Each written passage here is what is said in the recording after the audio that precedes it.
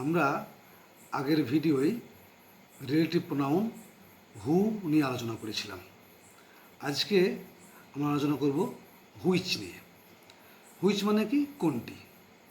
তো এই which relative প্রোনাউনটি জীবজন্তু বা জড় পদার্থের ক্ষেত্রে আমরা ব্যবহার করি। যেমন হু ব্যবহার করছিলাম মানুষের ক্ষেত্রে, তেমনি হুইচটা ব্যবহার হবে জীবজন্তু এবং জড়বস্তুর ক্ষেত্রে।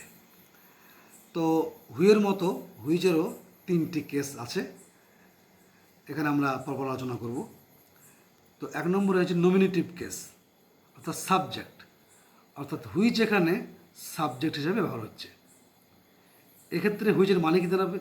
না, হুইচ মানে যেটি বা যেগুলি। একটা এক্সাম্পল দিই, আই বট অ্যান আমব্রেলা, আমি একটা ছাতা কিনেছিলাম। The umbrella is very nice, ছাতাটি খুব সুন্দর।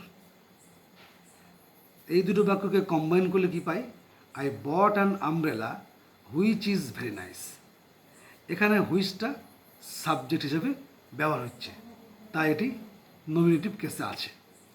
দেখো, আমি ছাতা কিনেছিলাম যেটি খুব সুন্দর, ছাতাটি কোনো সাবজেক্ট। এবার আমরা দেখব এই হুইচটা অবজেক্টিভ কেসে কেমনভাবে ব্যবহার হয়। তো অবজেক্টিভ কেসে হুইচ মানে কী হবে? যেটি কে বা যেগুলি কে। This is the book, I bought this book yesterday. This is the book, এটা সেই বই। আই বট, আমি কিনেছিলাম, দিস বুক, এটাকে, এই বইটাকে, ইয়েস্টারডে, গতকাল। This is the book which I bought yesterday, এটা সেই বই যেটাকে আমি কিনেছিলাম গতকাল। তাহলে যেটাকে, সো এটা অবজেক্ট। এখানে বইটা কিন্তু অবজেক্ট, সাবজেক্ট হচ্ছে আমি। তাহলে এখানে হুইচটা কিন্তু অবজেক্টিভ কেসে আছে, অর্থাৎ অবজেক্ট হিসেবে এখানে ব্যবহার হয়েছে। আগের বাক্যে দেখলাম কি আমব্রেলাটা সাবজেক্ট। I bought an umbrella which is very nice, ছাতাটা খুব সুন্দর, ছাতাটা খুবই সুন্দর। এখানে ছাতাটি বা হুইচটা এখানে সাবজেক্ট হিসেবে ব্যবহার হয়েছে। কিন্তু এখানে দেখো, this is the book which I bought yesterday, এটা সেই বই যেটাকে আমি কিনেছিলাম গতকাল। সো যেটাকে, অর্থাৎ এই যে বইটা কিন্তু এখানে অবজেক্ট, অর্থাৎ হুইচটা কিন্তু এখানে অবজেক্টের কাজ করছে। So which is here in objective case.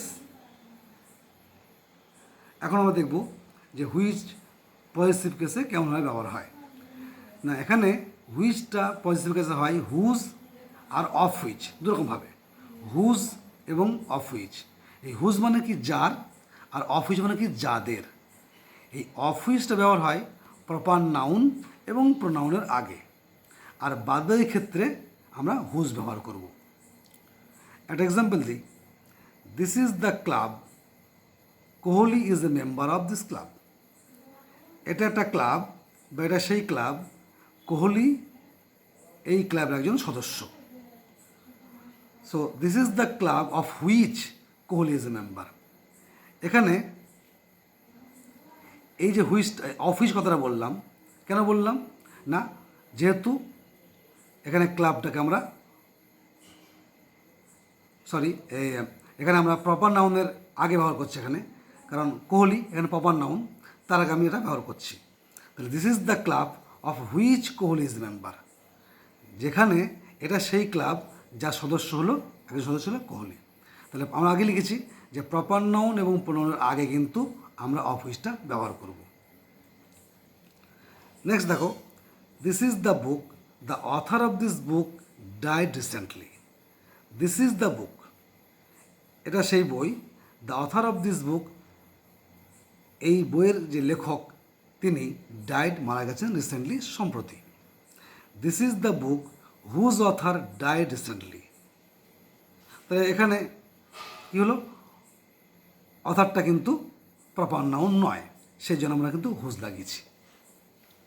অর্থাৎ প্রপার নাউন এবং প্রোনাউন হলে তার আগে আমরা, যদি প্রপার নাউন বা প্রোনাউন এর আগে আমরা করব কি?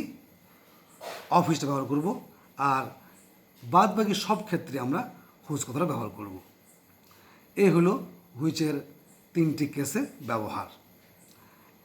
এগুলো একটু ভালো করে ভিডিওটা দেখে বুঝে নিও আর নিজেরা এক্সাম্পল বানিয়ে তৈরি করো। সমস্যা হলে আমাকে জানিও। ধন্যবাদ।